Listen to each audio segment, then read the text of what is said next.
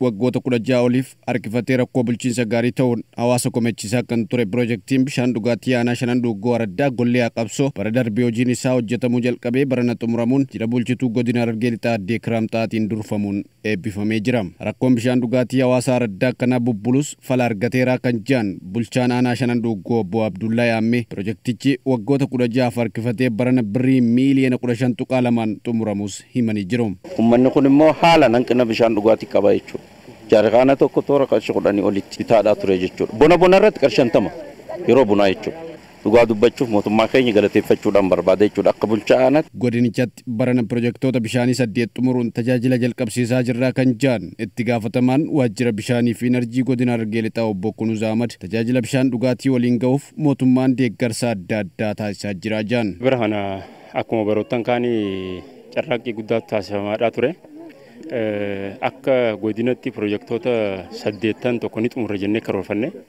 Piroojeektoota 8 ni xumurre jennee karoorfanne keessaa 8 uummata bishaan obaasuu dandeenyee jira. Torbaan tokko booda immoo lameen isaaniitti daanee piroojeektii 10 xumurree tajaajilaaf guutuutti banaa kan taasisnu ta'uu isaati jechuudha. Hawaasni rakkoon bishaan dhugaatii furameefis gaaffii isaanii yeroo dheeraaf deebii argachuutti gammaduu himanii mootummaafis galata dhiyeessanii jiru. Amma mootummaan keenya kun xiyyeeffannaa cimaa nu kennuudhaan bishaan ka piroojeektii tana baranuu xumuree hojiirran nu olee nagaan dhugu jirra baay'ee gammannee jechuudha ammaan tanarra. Yeroo bishaan kun dalagamus waan silaa nu barbaachisu tuubboo awwaaluudhaan deemnee karaa tolchuudhaan carraaqqii hedduu goonee jirra nuti isaanii wajjin jechuudha. Cinaa dhaabbannee amma dhuguu keenyaaf baay'ee ni galatoomfannaa bishaan kanallee amma akka lubbuu teenya kunuunsifannaa jechuudha. Bulchituun godina Harargee Lixaa Addee Kiraamxaa akka himanitti rakkoon bishaan dhugaatii Araddaa Gollee Aqabsoo baroota dheeraaf furmaata dhabuus yeroo ammaa mootummaan xiyyeeffannoo kennuun piroojeekticha xumursiisee tajaajila bishaan dhugaatii hawaasichaaf dhiyeessuu danda'ee jira jiran. Piroojeektiin kun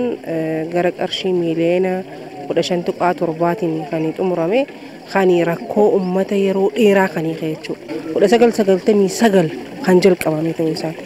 Amma gaa almost gara waggaa 16 booda jechuudha piroojeektii kana uummanni kan furmaata argatee bishaan irraan kan asitti argaa jirru kun deebii kan argate waan ta'eef hawaasni naannoo kanaa piroojeektii kana kunuunsuu qabanii cinaa dhaabbachuu qabanii eegumsa barbaachisu hunda gochuu fi qabanii waan isaaniiti waan ta'eef waan isaanii kunuunfachuun ta'u uummataati. Piroojeektiin jallisii malkaanaa gammachiisa Araddaa Waleensoo Arbaafannootti birrii miiliyoona 8 hojjetames kan eebbifame yoo ta'u piroojeektichi hektaara 100 misoomsuu kan danda'uu fi abbootii warraa 200 tajaajila kennaa kan jiran itti gaafatamtuu waajjira misooma jallisii fi horsiisee bulaa godina Harargee Lixaa Addee Misraa Muhammadiin. Piroojeektii 8 bara kanatti kan xumurre jallisiileen kun kanneen keessaa kan rakkoo bulchiinsa gaarii taatee sababa adda addaatiin duraan harkifataa turteellee piroojeektiilee kana keessatti argamti.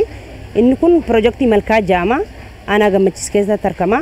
Hektaara 100 misoomsaa. Bulchituun godina Harargee Lixaa Addee Kiraamxaa godina gammojjummaan itti baay'atu kana wajjin wal qabatee jallisiin baay'ee nuuf murteessaadha.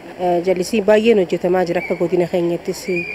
Keessattuu amma jallisiin arginu kun jallisii malkaa aanaa gammachiis keessa jiru. Kallattii 4-5 bishaan kun kan bu'e uummata kana kallattii 4-5 kaanaaliin akkanaa bal'inaan dheerinaan hojjetame kan irraa fayyadamuu danda'u lafa xixiqqoo qabutti qe'ee isatti achumatti irraa gursee kuduraa fi muduraa uummanni keenya baay'ee irraa fayyadamaa ta'ee jira. Hawaasni jallisiin kun hojjetameef lafa xiqqoo qaban irratti oomisha gosa garaagaraa fayyadamuun jiruuf jireenya isaanii jijjiiruuf qophii ta'us himanii jiru. Wanni hojjechaa jirru dinnicha boqqoollollee sanyii adda addaa fudhannee dhaabaa shunkurtiis hunda nu dhufee kanaan guddina fidaa jira. Eegamma piroojeektiin tun dhufte jechuudha. Amma oomisha adda addaa waggaatti magii waan argannuuf yoo xiqqaate 60 kanaan argannaa akka dabalee oomisha masaraa jimaa akaakiltiin har'aas karaa 250 argachaa jira hawaasni naannoo kana.